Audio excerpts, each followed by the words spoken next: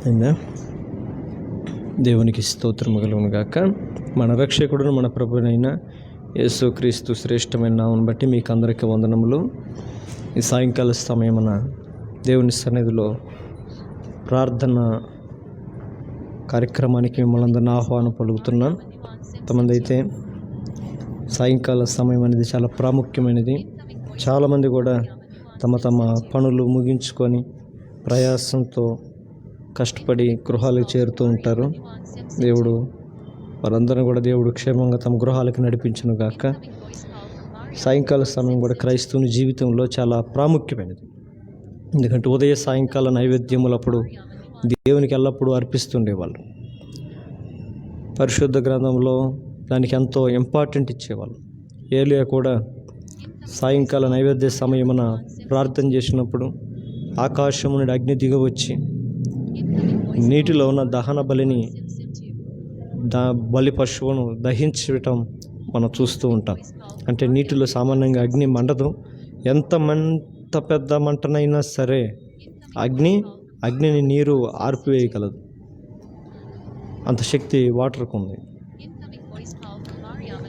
అయితే దేవుని యొక్క అగ్ని నీటిలో ఉన్నటువంటి నానిపోయి ఉన్నటువంటి నీటిలో మునిగినటువంటి ఆ ఒక ఎద్దును వధించిన ఎద్దును దహించటం మనం చూసినప్పుడు మనకు ఏమర్థమవుతుందయ్యా అంటే, సాయంకాల సమయంలో మన ప్రార్థన జీవితాలతో కూడా దేవుని సన్నిధికి వచ్చినప్పుడు మన జీవితంలో ఏదైతే కష్టం అని అనుకుంటున్నామో వాటన్నిటిని దేవుడు తీసివేయటకు శక్తి కలిగిన వాడై ఉన్నాడు. ఆమేన్. దేవుని బలము చాలా ప్రభావం కలిగినది. యెహోవా నామము శక్తి కలిగినది. దాన్ని ఆశ్రయించే వారు బలం పొందుకుంటారు, శక్తిని పొందుకుంటారు. అందుకని వాక్యం సెలవు, యెహోవా స్వరము బలము కలిగినది, యెహోవా స్వరము ప్రభావం కలిగి. ఏలే ఎప్పుడైతే ప్రార్థన చేశాడో, నీటిలో సామాన్యంగా అగ్ని పవర్ ఉండదు, కానీ ఆ దేవుని యొక్క అగ్ని నీటిలో ఉన్న బలిపశువుని కాల్చివేసినట్లుగా మన జీవితాల్లో ఏదైతే ఉన్నాయో అసాధ్యం అనుకున్నాం వాటన్నిటిని కూడా దేవుడు మన నుంచి దూరపరిచేటకు శక్తి కలిగి ఉన్నాడు. కనుక సాయంకాల ప్రార్థన, సాయంకాల సమయమున, మధ్యాహ్న సమయన, ఉదయకాల సమయన ప్రార్థన ఇంపార్టెంట్ అని కాదు, కానీ ప్రతి సమయంలో కూడా ప్రార్థన ఇంపార్టెంటే. అన్ని సమయంలో ప్రార్థించేవారండి. సమయమనక ప్రతి సమయంలో ప్రార్థించేవారై ఉండాలి క్రైస్తవులు. ప్రాముఖ్యంగా మనం ఎందుకంటే సాయంకాల సమయంలో దేవుని సన్నిధిలో ప్రార్థించడానికి, ప్రార్థనతో పాటు కొన్ని దేవుని అమూల్యమైన మాటలు వినటానికి కూడా దేవుడు మన కృప చూపిస్తున్నాడు. కనుక కీర్తనలో 126వ కీర్తన ఈ దినము దేవుని సన్నిధిలో ప్రార్థన నిమిత్తమై మనం కొన్ని మాటలు మనం ధ్యానం చేసుకుందాం. 126వ కీర్తన 1వ వచనం నుంచి 6 వచనాలు ఉంటాయి. కలిసి చదువుకుందాం. సియోనుకు తిరిగి వచ్చిన వారిని యెహోవా చెరలో నుండి రప్పించినప్పుడు మనము కలల కనిన వారి వలె నుంటిమి. మన నోటి నిండా నవ్వుండెను, మన నాలుక ఆనందగానముతో నిండి ఉండెను. అప్పుడు యెహోవా వీరి కొరకు గొప్ప కార్యములు చేసినని అన్ని జనులు చెప్పుకొనిరి. యెహోవా మన కొరకు గొప్ప కార్యములు చేసి ఉన్నాడు, మనము సంతోషభరితులమైతిమి. దక్షిణ దేశములో ప్రవాహములు పారునట్లుగా యెహోవా చెరపట్టబడిన వారిని రప్పించుము. కన్నీళ్లు విడుచుతూ విత్తువారు సంతోషగానములతో పంట కోసెదరు. పిడికిడు విత్తనములు చేతబట్టుకొని ఏడ్చుతూ పోవు విత్తువారు సంతోషగానము చేయొచ్చు పనలు మోసుకొని వచ్చుదురు. దేవుడి వాక్యం ఆశీర్వదించును గాక. అవి కీర్తనకారుడు. ఇది ఒక యాత్ర కీర్తన. మన పుట్టేజలో చూసినప్పుడు మనకు అర్థమవుతుంది. యాత్ర అంటే ప్రయాణం. ఒక క్రైస్తవుని యొక్క ఆత్మీయమైనటువంటి యాత్రలో ఎలాంటి అనుభవాలు ఉంటాయో మనందరికీ తెలిసిన విషయాలే. ఐగుప్తులు అనేది లోక సంబంధమైనటువంటి జీవితం. ఐగుప్తులోంచి ఎలుపులకు రావటం ఆత్మ సంబంధమైన జీవితం. ఐగుప్తు నడిచిన ఇశ్రాయేలు అనేకమైనటువంటి పోరాటాల గుండా అనేకమైన మైలురాయిలను దాటుకొని దేవుడు వాగ్దానం చేసినటువంటి పాలు తేనెలు ప్రవహించే ఆ కానానుకి చేరుకోవటం సామాన్యమైన విషయం కాదు. ఎన్నిటినో అధిగమించాలి, ఎన్నిటినో దాటుకొని వెళ్ళాలి. అరణ్యాలు, ఎడారులు, రాజ్యాలను, బలము కలిగినటువంటి రాజులను కూడా వాళ్ళు దాటుకొని వెళ్ళాల్సిన పరిస్థితి వచ్చింది. ఆత్మీయమైనటువంటి మన యాత్రలో కూడా సిలువ దగ్గర ఆరంభమైన యేసుక్రీస్తుని విశ్వాసంతో ఆరంభమైనటువంటి మన ఆత్మీయమైనటువంటి యాత్ర అనేక మైలురాళ్ళను దాటుకొని మన కొరకై దేవుడు వాగ్దానం చేసిన పరమకానైన పరలోక రాజ్యమును చేరే వరకు కూడా మన ఆత్మీయ యాత్రలో మనం కూడా చాలా అనేకమైనటువంటి స్థానాలను మనం ఎదుర్కోవాల్సి వస్తున్న పరిస్థితి వస్తుంది. అయితే ఆత్మీయమైనటువంటి మన అనుభవంలో వెనకకు పడకూడదు, వెనకకు చూడకూడదు. వెనకకు చూసి అనేకులు కూడా పతనమైపోయినటువంటి పరిస్థితిని మనం పరిశుద్ధ గ్రంథంలో చూస్తూ వచ్చాం. కొంతమంది ఆరంభంలో దేవునితో ఒప్పుకొని సంతోషంతో ఐగుప్తు నుంచి విడిచి బయటకు రావడానికి ఇష్టపడతారు. కానీ మార్గం మధ్యలో దేవుని యొక్క బలాన్ని ఎరగక, దేవుని యొక్క ఉద్దేశాన్ని ఎరగక, ఏ దేవుడు తమ బానిసత్వ బ్రతుకుల్లో నుంచి వాళ్ళని విడిపించాడో అదే దేవునికి వ్యతిరేకంగా మాట్లాడడం, వ్యతిరేకంగా ఆలోచించటం, వ్యతిరేకంగా జీవించటం, తద్వారా వారి జీవితాల్లో కొన్ని రకాల శాపాలను, శిక్షలను అనుభవించి, కొంతమంది శిక్షను అనుభవించి ముందుకెళ్ళారు, కొంతమంది శిక్షలో చనిపోతూ ముందుకెళ్ళారు. యేసు ప్రభు కూడా కొరింథీయులకు రాసిన మొదటి పత్రిక 11వ అధ్యాయం ప్రకారం దేవుని శరీరమును రక్తమును తిని ప్రతి వారు కూడా మనం పరీక్షించుకుంటూ తినాలి. అంటే మన ఆత్మీయ యాత్ర ఎలా ఉంది, దేవుడు ఆయన చెప్తున్న మాట మనం జ్ఞాపకం చేసుకోవాలి. దీన్ని తీసుకున్నప్పుడల్లా నన్ను జ్ఞాపకం చేసుకున్నాడు. ఏం జ్ఞాపకం చేసుకోవాలి? దేవునితో ఉన్న మన అనుభవం ఎలాంటిది, మన ఆత్మీయ స్థితి ఎలా ఉంది. ఈ రోజుల్లో అన్ని స్థితులు తెలుసుకుంటాం. కూరలో ఉప్పు ఎంత ఉంది, అన్నంలో ఉప్పు కారం కరెక్ట్గా ఉందా, అంత మాత్రమే కాదు మన బాడీ లెవెల్లో షుగర్ లెవెల్ ఎంత ఉంది, బీపీ లెవెల్ ఎలా ఉంటుంది, కొలెస్ట్రాల్ లెవెల్ ఎలా ఉంటుంది, ఇవన్నీ కూడా ప్రతి స్థాయిని మనం ఎరగలుగుతున్నాం. దానికి తగిన పరీక్షలు చేసుకుంటూ జాగ్రత్త పడుతున్నారు ప్రజలు. అయితే మన ఆత్మీయ స్థితిలో కూడా మన దేవునితో మన ఆత్మీయ స్థాయి స్థితి ఎలా ఉంది, అది కూడా మనం పరీక్షించుకోవటానికి. అందుకని ఆయన పరీక్షించుకోవాలంటే ఆయన సన్నిధి మనకెంతో ప్రియమైనది. ఒక డాక్టరు తన దగ్గరకు వచ్చినటువంటి రోగి యొక్క పరిస్థితిని పరీక్షలు చేసి తన ఆరోగ్య స్థితి ఏంటో తెలియజేస్తాడు. మన పరమ వైద్యుడైన దేవుని దగ్గరకు మనం రాకుండా, దేవుని సన్నిధికి రాకుండా మన ఆత్మీయ స్థితిని మనం ఎప్పటికీ కూడా పసిగట్టలేం, కనుక్కోలేం. ఎప్పటికప్పుడు ఆయన దగ్గరకు వచ్చినప్పుడు మనకు సూచనలు ఇస్తాడు, సలహాలు ఇస్తాడు, సజెషన్లు ఇస్తాడు. దాన్ని తగినటువంటి దిశ నిర్దేశాలు మనకిచ్చి దేవుడు మనల్ని బలపరిచి ఆత్మీయతలో ముందుకు నడిపించుకోవటానికి ఇష్టపడతాడు. అయితే ఇక్కడ అంటున్నాడు, సియోనుకు తిరిగి వచ్చిన వారిని యెహోవా చెరలో నుండి రప్పించినప్పుడు ఇక్కడ ఉన్న అనుభవం ఏంటంటే మనందరం కూడా కలలు కనిన వారి వలె ఉంటిమి, మన నోటి నిండా నవ్వుండెను, నాలుక ఆనందగానముతో నిండియుండెను. ఎందుకంటే వారి జీవితాల్లో దేవుడు గొప్ప కార్యాలు చేస్తున్నాడు. మన జీవితంలో దేవుడు గొప్ప కార్యాలు చేస్తాడు, చేయబోతాడు. మరి లేదయ్యా మేము దేవుని నమ్ముకొని మేము ఏం అనుభవించాము, మేము సమస్తమును నష్టంగా ఎంచుకున్నాము, చాలా ఇబ్బందుల్లో ఉన్నాం, దేవుని నమ్ముకొని మేము బ్రతికిందంటే చాలా తక్కువ, ఆ బ్రతుకులు అన్ని పోరాటాలే, అన్ని యుద్ధాలే, అన్ని సమస్యలే అని అనుకుంటూ చాలామంది దేవుని ఎడల ఆసక్తిని తగ్గిపోతూ ఉంటారు. నా పిల్లలారా, దేవుని యొక్క జీవితంలో దేవుడు నీకు ఇచ్చినటువంటి కార్యం, నీకు చేసినటువంటి కార్యాలు నువ్వు చెప్పుకోవటం కాదు. ఈ అధ్యాయంలో కింద అంటాడు, యెహోవా వీరి కొరకు గొప్ప కార్యములు చేస్తున్నని అన్ని జనులు చెప్పుకుంటారంట. ఇతరులు చెప్పుకునేటట్లుగా నువ్వు ఒకవేళ దరిద్రుడు అయి ఉండొచ్చు, నువ్వేమి లేనివాడు అయి ఉండొచ్చు, నువ్వు తృణీకరించబడిన వాడు అయి ఉండొచ్చు, ఎన్నిక లేనివాడు అయి ఉండొచ్చు, ఏమాత్రం కూడా దేనికి తగనవాడు అర్హత లేనివాడు అయి ఉండొచ్చు నీ దృష్టిలో. అయితే దేవుడు చేతిలో నీ జీవితాన్ని పెట్టగలిగితే, లోకానికి సంబంధించి నేను ఏమి లేకపోయినా కూడా ప్రజలు ఎదుట నిన్ను మాత్రం దేవుడు ఏమాత్రం కూడా తీసిపోవాలని స్థాయిలో నా దేవుడు మిమ్మల్ని నిలబెట్టును గాక. దేవుని యొక్క స్థాయిలోనికి, దేవుని యొక్క చేతుల్లోనికి మనం వెళ్ళే అనుభవాలు కలిగి ఉండాలి. అందుకని అంటాడు 3వ వచనంలో, ఆయన మన కొరకు గొప్ప కార్యములు చేసి ఉన్నాడు, గొప్ప కార్యాలు చేసి ఉన్నాడు. దేవుడు మన జీవితంలో చాలా కార్యాలు చేయాలని ఆశపడతాడు. మనం సంతోషభరితులుగా ఉండాలని. ఎలాంటి కార్యాలు ఇక్కడ చెప్తూ ఉంటే చూసినప్పుడు ఇక్కడ అంటాం, 3వ వచనం చూడండి, 5వ వచనం, కన్నీళ్లు విడుచుతూ విత్తువారు సంతోషగానములతో పంట కోసు. కన్నీళ్లు విడుస్తూ ఏదన్నా పంట విత్తేటప్పుడు సామాన్యంగా ఎవరు కన్నీళ్ళు కారవరు, నాకు తెలిసి కదా.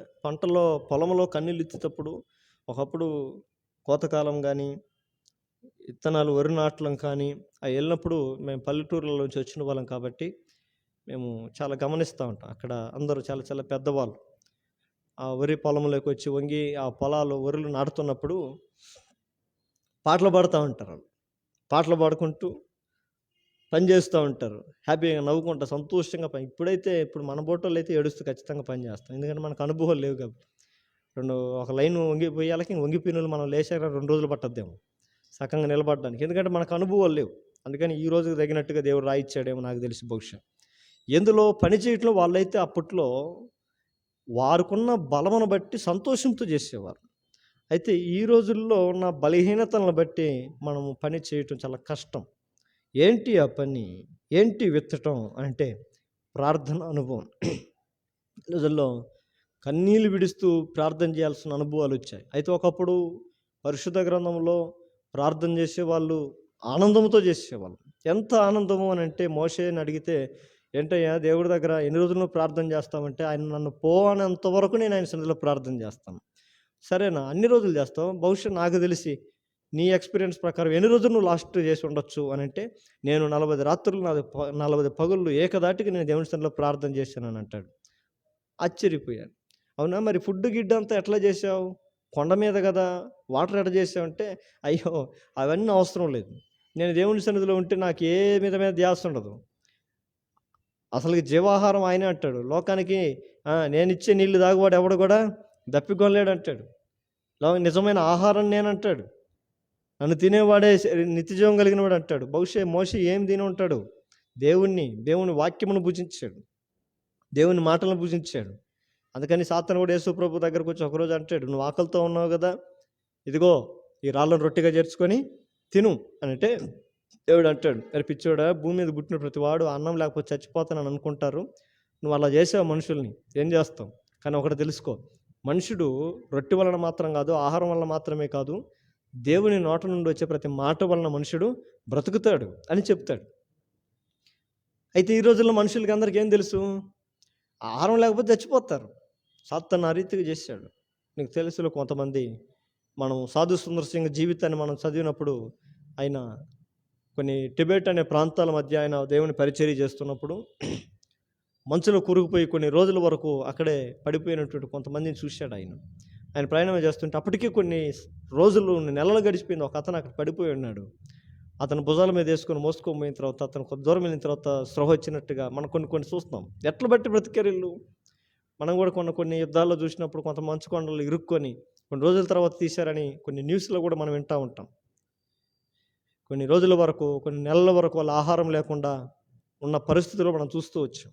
అయితే ఈ రోజుల్లో కొంతమంది ఉపవాసాలు ఉండాలంటే కష్టం, ఉపవాస ప్రార్థన ఉండాలంటే కష్టం. అదే ఇంట్లో సమస్య వచ్చినప్పుడు, కష్టం వచ్చినప్పుడు అయితే ఉపవాసం మనం ఉంటాం, ఆటోమేటిక్గా ఉంటాం. అప్పుడు మనకు ఆకలి కాదు, దాన్ని ఉపవాసం అనబడదు. అయితే దేవుని సన్నిధికి వచ్చిన తర్వాత కన్నీళ్లు విడిచివారు ఎవరైతే కన్నీళ్లు దేవుని సన్నిధికి వస్తూ కన్నీళ్లు విడుస్తూ ప్రార్థన చేస్తారో, ప్రార్థనని చెల్లిస్తారో దేవునికి, ప్రార్థన అనే యొక్క మాటలు దేవుని సన్నిధిలో విత్తుతారో, వాళ్ళు ఏం చేస్తారంటే సంతోషగానములతో పంటకు వస్తారు. దేవునికి మహిమ కలుగునుగాక. అంటే కన్నీళ్ళు సామాన్యంగా ఎప్పుడు వస్తాయి? భావోద్వేగాలు వచ్చినప్పుడు, బాధలు అయినప్పుడు, శ్రమలు ఎక్కువైనప్పుడు, వేదనలు ఎక్కువైపోయినప్పుడు, భరించలేని కష్టం, భరించలేని శ్రమ మన జీవితంలోకి వచ్చినప్పుడు ఆటోమేటిక్గా మన కంట్లో నీళ్ళు ప్రవాహంలాగా పెళ్ళబిక్కుని పరిగెత్తుకొని తన్నుకొని బయటకు వచ్చేస్తాయి. ఆ కన్నీళ్ళు కార్చే కన్నీరు మనుషుల దగ్గర కాక, ఎవరైనా మనుషులు సాయం చేస్తారని వాళ్ళ ఎదుట కార్చే కన్నీళ్ళు వృధా చేసుకోక, నీ జీవితంలో కార్చే ప్రతి కన్నీరుకు దేవుడు విలువ కట్టేవాడు ఉన్నాడు. ఎందుకంటే మనుషులు ఎదుట నువ్వు కన్నీళ్ళు గారిస్తే వాళ్ళు అంటారు, నువ్వు చేసిన ఏదో పనులకి, నువ్వు చేసిన పనికి మాలిన పనులకి ఇప్పుడు ఏడవకు, ఇంకేం చేస్తావు, ఏడు అని అంటారేమో. అంటే నీ కన్నీళ్ళకి విలువ లేదేమో. అయితే నువ్వు ఎలాంటి కార్యాలు చేసినా సరే, పొరపాటు వలనో, బుద్ధిహీనత వలనో, అవివేకం వలనో, అజ్ఞానం వలనో, ఏ పరిస్థితుల్లో ఒకవేళ నువ్వు నష్టపోయిన పరిస్థితి ఉండొచ్చు. అయితే వాళ్ళు ఎదుట నువ్వు ఏడ్చినప్పుడు ఆ కన్నీళ్ళకి నీకు ప్రయోజనం లేకపోగా, అయితే ఆ కన్నీళ్ళకి ఒక విలువ కావాలి నీకు అనుకుంటే, ఆ కన్నీళ్ళను జాగ్రత్తగా నువ్వు ఎక్కడ కారకుండా దేవుని సన్నిధిలో నువ్వు కార్చగలగాలి. దేవుని సన్నిధిలో ఆ కన్నీళ్ళుగా నువ్వు కార్చగలిగితే, నా పిల్లలారా, దేవుడు అంటాడు, నీ కన్నీటి ప్రతి బిందువుని ఆయన లెక్కించి ఆయన బుడ్డిలో దాచుకొని ఉంటాడంట. ఆమేన్. ఎందుకంటే భూమి మీద ఎక్కడ గారిచిన విలువ లేదు. కొంతమంది ఏడుస్తూ ఉంటారు, కొండ మీద కురిసే వర్షం ఎవరికి ఉపయోగపడుతుంది? అరణ్యంలో పడే వర్షం ఎవరికి ఉపయోగపడుతుంది? అంతే, ఈ లోకం అనేది అరణ్యము లాంటిది. ఏమో నువ్వు ఏడిసే ఏడుపు కంటే ఇంకా పెద్ద పెద్ద ఏడుపులు ఏడిసే వాళ్ళు ఉంటారు భూమి మీద. కనుక ఇది కామన్. నీ కన్నీటిని లోకము సాధారణంగా చూస్తుంది, సామాన్యంగా చూస్తుంది. ఎవరికి లేవు కష్టాలు, ఎవరికి లేవు బాధలు, ఎవరికి లేవు ఇబ్బందులు అని నిన్ను పైకి నిన్ను ఆదరించడానికి, పైకి నిన్ను ఓదార్చడానికి ప్రయత్నం చేస్తారు. కానీ నీ కన్నీటికి అసలైన శిస్తలైన విలువ యేసు ప్రభు పాదాల దగ్గర మాత్రమే ఉందనే విషయం తెలుసుకోవాలి. నువ్వు ఆయన ఎదుటికి వచ్చినప్పుడు కన్నీళ్ళతో నువ్వు విత్తనం వేస్తే ఆయన ఏం చేస్తాడట? ఆనందగానములతో నువ్వు పంటని కోస్తావు. ప్రార్థననే కన్నీళ్ళతో విడు. హన్నా దేవుని సన్నిధిలో కన్నీళ్లు విడుస్తూ ప్రార్థన చేసింది. తర్వాత ఆనందగానములతో తన కుమారుని తీసుకొని వచ్చి దేవునికి ప్రతిష్ఠించింది. ఏ కుమారుని కొరకు ఆమె కన్నీళ్లు కార్చి దేవుని సన్నిధిలో ప్రార్థన చేస్తుంది. అయ్యో, నా హృదయం నీళ్లు కుమ్మరించినట్లుగా నేను కుమ్మరిస్తున్నానుంది. ఎప్పుడైతే భర్త దగ్గర ఎన్నోసార్లు ఆమె ఏడ్చింది, కన్నీళ్లు గార్చింది. భర్త ఒకరోజు అన్నాడు, అయ్యి పిచ్చిదేనా, నిన్ను ఎంతగా ప్రేమిస్తున్నాను నేను, నీ కొడుకులు ఉంటేమి లేకపోతే ఏమి, నేను నీ కొడుకులు కంటేనే నేను ప్రేమిస్తాను అనుకోవద్దు. నువ్వు కొడుకులు కన్నా కనకపోయినా నువ్వంటే నాకు ప్రాణం, నేను నిన్ను ఎచ్చుగా ప్రేమిస్తున్నాను అన్నా కూడా ఆ మాటలు ఆమెకు ఆదరణ ఇవ్వలేకపోయాయి, ఓదార్పునివ్వలేకపోయాయి. ఆ కన్నీళ్లను ప్రజలు ఎదుట, డాక్టర్లు ఎదుట ఎక్కడెక్కడో కార్చింది, కానీ ప్రయోజనం లేదు. ఆ కన్నీళ్లను శిలోహలో ఉన్న దేవుని మందిరంలోనికి వెళ్ళి దేవుని సన్నిధిలో కార్చింది. తన జీవితంలో ఆనందాన్ని పొందుకున్నది. అంత మాత్రమే కాదు, మనం ఎస్తేరు గ్రంథం కూడా చూసినప్పుడు అక్కడ కూడా 3 దినముల వాళ్ళు ఉపవాస ప్రార్థన చేస్తారు.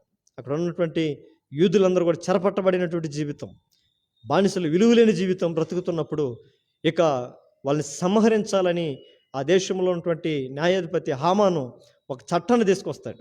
దానికి సీక్రెట్గా, రహస్యంగా ఒక శాసనాన్ని రూపొందిస్తుంటాడు. ఆ విషయం లీక్ అయిపోతుంది. ఏం చేయాలి ఇప్పుడు? ఈ పరిస్థితులు ఎలాంటి చేయాలి? ఒకవేళ తిరగబడదామంటే బలం సరిపోదు. తిరుగుబడి వాళ్ళని ఏమన్నా చేద్దామని అంటే వాళ్ళ దేశంలో బానిస బ్రతుకు, ఆల్రెడీ వాళ్ళు చెరపట్టబడిన వారు, వాళ్ళ కింద వాళ్ళు ద్రేహి అంటే బతుకుతున్న వాళ్ళు భిక్ష వేస్తే బ్రతికే వాళ్ళు, ప్రాణాలు అరిచేతులు పెట్టుకుని ఏం దిక్కుతోని స్థితిలో ఉండగా ఎస్తేరు ఒక ఆలోచన ఇస్తుంది. వీటన్నిటి నుంచి విడిపించేది ఒకటే, మన దేవుడు. మనం వీటన్నిటి నుంచి విడిపించాలి, మనకు సహాయం చేయాలంటే మనందరం ఏం చేయాలి? ఉపవాసం ఉండి దేవుని సన్నిధిలో ప్రార్థించాలి అని ఎప్పుడైతే వాళ్ళు పూనుకుంటారో వాళ్ళు ప్రార్థన చేస్తారు. ప్రార్థన చేసిన తర్వాత దేవుడు అద్భుతమైన కార్యాలు అక్కడ చూస్తాం.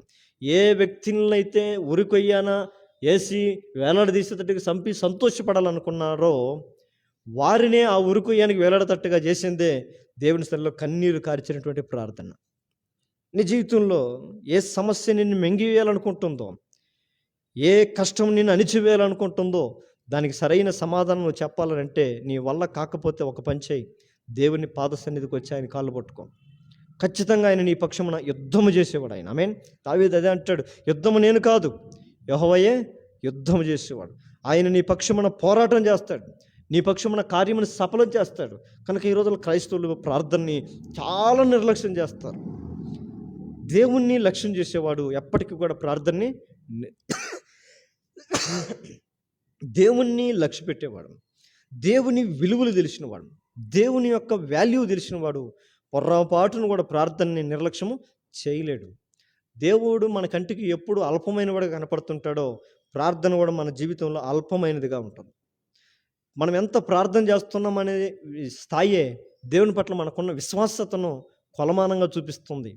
కాబట్టి హెచ్చుగా మనం ప్రార్థించే అనుభవాలు మనం బ్రతకాలి. ఈ రోజుల్లో క్రైస్తవులు ప్రార్థన అనేది ఎంత ఇంపార్టెంటో అంతే నిర్లక్ష్యం చేయబడుతుంది ప్రార్థన. కాబట్టి నా పిల్లలారా, ప్రార్థన నిర్లక్ష్యం బట్టి అపవాది మన జీవితాల మీద దాడి చేసి, అపవాది ప్రజల మీద దాడి చేసి మనుషుల్ని లోపరుచుకుంటూ అనేకుల్ని ఆత్మీయతలో బలహీనపరుస్తున్నాడు. కనుక ఈ సాయంకాల సమయంలో అయినా సరే నువ్వు ఏడ్చుతూ విత్తువారు సంతోషంతో దేవుడు పంట కోసేటట్లుగా నీ జీవితాన్ని మారుస్తాడు. కనుక కింద కూడా ఒక మాట అంటాడు, పిడికిడి విత్తనములు చేతబట్టుకొని ఏడ్చుచూ పోవాడు ఏం చేస్తాడు? సంతోషగానము చేయొచ్చు పనులు మోసుకొని వస్తాడు. పిడికిడి అంటే ఏంది? అంతే. పిడికిడి విత్తనములు చేతబట్టుకొని ఏడ్చుచూ పోయి ఎత్తేవాడు ఏం చేస్తాడంట? సంతోషగానములు చేయొచ్చు పనులు మోసుకొని వస్తాడు. పిడికిడి విత్తనాలు మా పొలంలో ఒకరోజు నేను గోగిత్తనాలు పిడికిడి ఎత్తుకొని పోయి చల్లితే ఆ పిడికిడి కాస్త గోగిత్తనాలు ఏమయ్యాయి? చెట్లు అయ్యాయి. ఆ గోగిత్తనాలు మొలిచాయి, అవి పెద్ద అయ్యాయి. ఇంచుమించు 2 నెలలు 3 నెలలు ఇంట్లో బాగా శుభ్రంగా పచ్చడి చేసుకుని తిన్నంత ఆవశ్యకతని కలిగజేశాయి. ఆశ కలిగి సరే ఇంకొక ప్యాకెట్ తీసుకొని వచ్చి చల్దామని చెప్తే ఆ ప్యాకెట్ తీసుకొని వచ్చి ఒక కయ్యి మొత్తం చల్లాం. ఆ కయ్యి ఇంచుమించు ఆ ప్యాకెట్ ఒక రూ. 60 50 ఎంతో అయింది. ఆ వచ్చిన గోంగూర అమ్మగా దగ్గర దగ్గర 5-6 వేలు వచ్చేది. అంటే చూడండి, ఒక ఒక విత్తనము ఒకే విత్తనముతో కూడుకున్నటువంటి ఫలం ఇవ్వదు కదా. ఈరోజు దేవుని సన్నిధిలో ఒకరుగా మనం వస్తున్నాం, ఇద్దరుగా వస్తున్నాం, ముగ్గురుగా వస్తున్నాం, కొద్దిమందిగా వస్తున్నాం. అయితే మనం వచ్చే వాళ్ళము ఇక్కడికి ఎలా ఉండాలి అంటే భారముతో, ప్రయాసముతో, విత్తనములు పిడికిడి చేతబట్టుకొని పిడికిడంత విశ్వాసముతో మనం దేవుని సన్నిధికి వస్తే చాలు. గబ్బిడంత కాదు, కొండంత కాదు. అందుకని ఇష్టపడతాడు ఆవగింజంత విశ్వాసము కలిగి ఏమని చెప్పన్నాడు? ఈ పర్వతం ఎత్తి సముద్రంలో వేయబడమంటే ఆ రీతిగా జరుగుతుంది. మనం ఎంతో విశ్వాసమో దేవుడికి తెలియదా? మన విశ్వాసము ఒక్కొక్కసారి ప్రగల్భాలు కలుపుతాం విశ్వాసం గురించి. మన జీవితంలోకి వచ్చిన తర్వాత అల్లకల్లోలం అయిపోతాం, గెలగెల్లాడిపోతాం, కొట్టుకుంటాం. ఇంకెక్కడ దేవుళ్ళే అంటాం, ఇంకేమి దేవుళ్ళే అంటాం. ఆ విశ్వాసం కావాలంటే విడిచిపెట్టి, దేవుణ్ణి కావాలంటే విడిచిపెట్టి, సమస్తాన్ని విడిచిపెట్టి మనం పరిగెడతాం, ఎక్కడెక్కడికో ప్రయాసపడతాం, ఆరాటపడతాం. కనుక మన విశ్వాసంలో చాలా బలహీనులమైన దేవుడు గ్రహిస్తున్నాడు, తెలుసుకుంటున్నాడు. అయితే దేవుడు అంటున్నాడు, నువ్వు అంత గొప్ప విశ్వాసం కలిగి ఉండమని లేదు, కానీ పిడికిడంత విశ్వాసంతో నువ్వు దేవుని సన్నిధిలో ఉంచి నువ్వు ఉండగలిగితే నీలో ఉన్న విశ్వాసం రాబోయే రోజు సమాజాన్ని మార్చగలిగే శక్తి కలిగిన దేవుడు నిన్ను మార్చునుగాక. చిన్న విశ్వాసమే. ఒక చెరసాల నాయకుడు పౌలు శీలను చూసినప్పుడు అతనిలో ఒక విశ్వాసం కలిగింది. ఇంత శ్రమలో కూడా, ఇంత కష్టంలో కూడా, ఇంత బాధల్లో కూడా వీళ్ళు పాటలు పాడుతున్నారంటే ఆశ్చర్యం. అంత మాత్రమే కాదు, ఒక పెద్ద భూకంపం వచ్చింది అక్కడ. ఆ భూకంపం మొత్తానికి, అక్కడుండే భూకంపానికి అక్కడున్న చెరసాలన్నీ కూలిపోయాయి, గేట్లన్నీ ఓపెన్ అయిపోయాయి, లైట్లన్నీ ఆరిపోయాయి. అసలే గాఢంధకారం, చీకటి. ఇక వీళ్ళ పారిపోయి ఉండొచ్చు, కానీ పారిపోలా, సంతోషం అక్కడే ఉన్నారు. ఇక తన ఉద్యోగం వద్దని చంపుకోవాల్సి ఉన్నటువంటి అతను కూడా ఇల్లు బతికిస్తారు అక్కడ ఉండి. ఆశ్చర్యపోతాయి. అసలుకి మీకు ఎందుకు వెళ్ళిపోవాలని, ఎందుకు పారిపోవాలని, మీ ప్రాణాలను ఎందుకు రక్షించుకోవాలని మీకు ఆలోచన రాలేదనంటే, రక్షణ మా దేవుని స్వాధీనంలో ఉంది. మేము పరిగెత్తి మా ప్రాణాలు రక్షించుకోవాల్సిన అవసరత మాకు లేదు. మా దేవుడు రక్షించుటకు సమర్థుడు అని వాళ్ళు చెప్తున్న మాటలు వారికి కాన్ఫిడెన్స్ ఇచ్చే అతనికి ఆశ్చర్యపోయాడు. అయ్యా, ఈ రక్షణ పొందుకోవటానికి నేనేం చేయాలి అని అంటే వాళ్ళు అంటారు, యేసునందు విశ్వాసం ఉంచి అంటారు. అప్పుడు ఆ వ్యక్తి ఆ చెరసాల దగ్గర వారిని ఎందుట దేవుని యందు విశ్వాసం ఉంచి వారిని తన ఇంటికి తీసుకెళ్ళినప్పుడు అతనిలోని ఒక విశ్వాసం అతని కుటుంబాన్ని అంతటిని కూడా మార్చింది. ఆమేన్. ఈరోజు మన కుటుంబంలో ఒక చిన్న విశ్వాసం మన కుటుంబాన్ని మార్చగలుగుతుందా? ఒక భార్యలో ఉండే విశ్వాసం అవిశ్వాసైన మూర్ఖుడైన భర్తను మార్చగలుగుతుందా? మార్చలేని స్థితి. అయితే దేవుడు అంటున్నాడు, ఇదిగో ఎవరికైనా అవిశ్వాసైన భర్త దొరికిన యెడల, అయితే వాడి జీవితంలోనికి విశ్వాస సంబంధమైన జీవితంతో కూడుకున్నటువంటి ఎవరు ఒక భార్య అతనికి దొరికితే వాక్యము లేకుండానే అతని ప్రవర్తన బట్టి అతని దేవునిలోనికి నడిపించవచ్చు అంట. ఈ రోజుల్లో మనకున్న చిన్న విశ్వాసమును బట్టి దేవుని సన్నిధికి ఎవరిని నడిపించగలుగుతున్నాం? మన కుటుంబాన్ని మనం దేవుని సన్నిధికి నడిపించగలుగుతున్నామా? అది మన జీవితంలో మన కుటుంబము ఆనందగానంగా ఉండాలి. అందుకని మీలో ఒంటి అయిన వాడు 1000 మంది అన్నట్టున్నాడు దేవుడు. ఈరోజు పిడికిడంత విశ్వాసం కలిగిన వారు దేవుని సన్నిధికి రావాలి. వారు ఎలా రావాలంట? ఏడ్చుచు విత్తువాడు సంతోషగానం చేయొచ్చు పనలో మోసుకొని వస్తాడు. దేవుడు సంఘాన్ని ఆశీర్వదించిన కొలది, దేవుడు సంఘాన్ని దీవించిన కొలది ఈ దీవెనలో మనందరం కూడా పాలుపంపులు పొందుకుంటాం. అందుకని దేవుని కొరకు మనం ప్రయాసపడాలి, దేవుని కొరకు మనం కష్టపడాలి, దేవుని కొరకు శ్రమపడాలి. మనం ఎప్పుడైతే ఆయన కొరకు శ్రమ పడతామో దేవుడు మన జీవితాల్లో ఆనందాన్ని కలుగజేస్తాడు. అందుకని మత్తయి సువార్తలో ఒక మాట అంటాడు ఆయన, కుడివైపున వారిని చూసి, నా తండ్రి చేత ఆశీర్వదించబడిన వారులారా, ఇదిగో లోకం పుట్టింది మొదలుకొని మీ కొరకు సిద్ధపరిచిన నా రాజ్యమును మీరు స్వతంత్రించుకోనండి అన్నప్పుడు, అయ్యా మేమేం చేసామని మాకు ఇంత గొప్ప భాగ్యం ఇస్తున్నామంటే వాళ్ళతో అంటాడు ఆయన, ఇదిగో మీరు నాకు ఇలాంటివన్నీ చేశారు. ఎలాంటివి తెలుసా? సరే, నా మాట చూసి మనం ప్రార్థనకి వెళ్ళిపోదాం.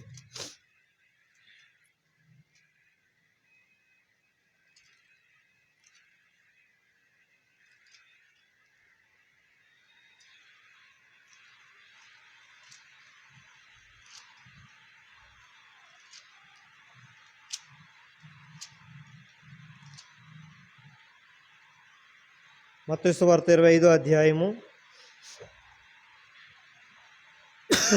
35వ వచనం. మత్తయి సువార్త 25వ అధ్యాయం 35వ వచనం. నేను ఆకలిగొంటిని, మీరు నాకు భోజనం పెట్టుతిరి. దప్పిగొంటిని, నాకు దాహం ఇచ్చితిరి. పరదేశినై ఉంటిని, నన్ను చేర్చుకుంటుంది. దిగంబరినై ఉంటిని, నాకు బట్టలు ఇచ్చితిరి. రోగినై ఉంటిని, నన్ను చూడవచ్చితిరి. చెరసాలలో ఉట్టి నా యొద్దకు వచ్చితిరని చెప్పాను. అందుకు వారు నీతిమంతులు అంటారంట, ప్రభా, ఎప్పుడు నీవు ఆకలి కొన్నట్టు చూచి నీకు ఆహారం ఇచ్చితిమి, నువ్వు దప్పికొన్నట్టు చూచి దాహం ఇచ్చితిమి, నువ్వు ఎప్పుడు పరదేశం వేండుట నువ్వు చేర్చుకుంటుమి, దిగంబర వేండు చూసి బట్టలు ఇచ్చితిమి, ఎప్పుడు రోగి వేండుట చెరసాలలో ఉండుట నువ్వు చూసి నీ యొద్దకు వచ్చితమని అడిగినప్పుడు రాజా అంటాడంట, మిక్కిలి అలుపులేని ఈ నా సహోదరుల్లో మీరు ఒకరికి చేసిద్దరు కనుక నాకు చేసిద్దరని నిశ్చయముగా మీతో చెప్పుచున్నాను. దేవుని సన్నిధిలో మనం చేసే కార్యాలు, దేవుని మందిరానికి చేసేవి, దేవుని మందిరంలో దైవ సేవకులకు మనం చేసేవి దేవునికి చేసినట్టే. కనుక ఇవన్నీ చేసినప్పుడు దేవుడు మనల్ని బలపరుస్తాడు. మనం ఎన్ని దేవుని కొరకు మనకు కలిగిన దాంట్లోనే పిడికిడే. అందుకని ఆ రోజుల్లో పిడికిడి సంధానం పెట్టేవాళ్ళు మందిరాలలో. ప్రతి ఆదివారం ప్రతి మందిరాలు భోజనాలు చేసేవాళ్ళు. దేన్ని బట్టి అంటే ఈ ఆదివారం వాళ్ళందరూ వాళ్ళ ఇంట్లో ప్రతిరోజు వంట చేసుకునేటప్పుడల్లా 3 టైములు వంట చేసుకున్నప్పుడల్లా పిడికిడి బియ్యం తీసి పక్కన పెట్టేవాళ్ళు. అవి వారం అంతా అయిన తర్వాత దేవుని మందిరానికి తీసుకెళ్లేవాళ్ళు. అవన్నీ కలిపి భోజనం చేసి సమృద్ధిగా దేవుని మందిరంలో తినేవాళ్ళు. పిడికిడు ఆనందంతో తినేవాళ్ళు, ఆనందంతో కూర్చునే చేసేవాళ్ళు. ఈరోజు దేవుని మందిరంలో పిడికిడితో చేసే కార్యాలు ఏదైనా కానీ మనకు దేవుడిచ్చిన సామర్థ్యతను బట్టి, మన స్థాయిని బట్టి మనం దేవునికి మనం మేలు చేసే వారంగా మనం ఉండాలి. మనం దేవునికి మేలు చేస్తే అంత గొప్ప వాళ్ళం కాదు, కానీ దేవునికి మనం చేసే కార్యములను బట్టి దేవుడు మన జీవితంలో ఆనందమైనటువంటి భావజామంతో కూడినటువంటి బ్రతుకును దేవుడు మనకు అనుగ్రహించును గాక. ప్రార్థన చేసుకుందాం. దేవుని స్థలంలో ప్రార్థన చేసుకుందాం.